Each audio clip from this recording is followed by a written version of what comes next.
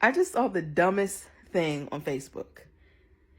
It was this picture of some green tents, and on the post, the person goes, "Look, all of these tents are exactly the same, and that means that these students are being manipulated by deep state actors who are trying to get them to protest Palestine and what's happening there." And I thought about it, and I was like, this is obviously coming from folks, because on Facebook, I don't spend a lot of time on Facebook, but there's still like remnants of my old life following me there, and that I apparently still follow. So I'm watching this and reading through these comments, and then someone else goes, "Yes, the American universities are being turned into terrorist cells." And I'm like, the delusion and the cognitive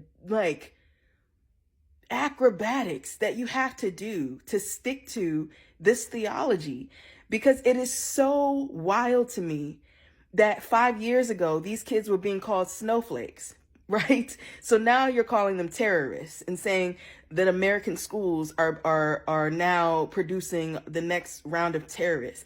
And it's funny, but it's also dangerous, because it shows you that they can weaponize, right, their ideology.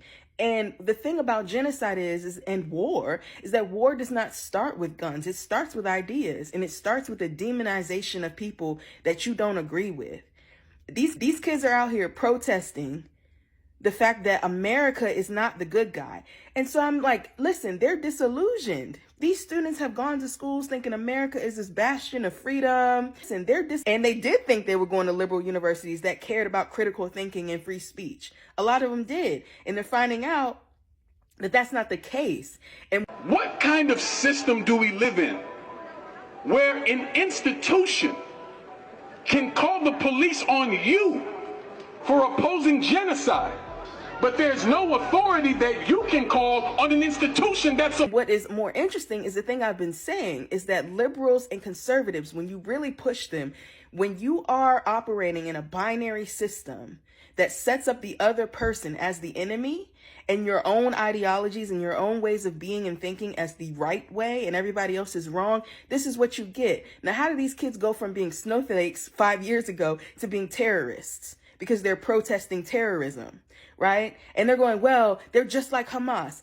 What Hamas did is deplorable, right? Let's call that a spade.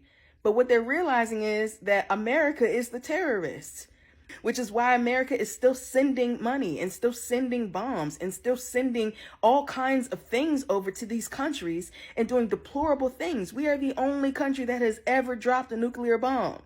And so what's happening right now is that students who've been told and fed these lies about what this country is and what it isn't, this is disillusioning for them, and they're going to be sloppy about it. They're young people. But don't go from calling them snowflakes because they want gun reform to calling them terrorists because they want us to stop funding genocide. Y'all got to do better than this. And these were campus ministers that are posting stuff like this. It's a shame. I'm proud of these students. I think there's a lot for everybody to learn, and what we can't do is still try to do activism and buy into this binary way of thinking. This is what happens, is you demonize people, and over a while you begin to justify their eradication. I'm so tired of this shit. Why Jesus strikes again?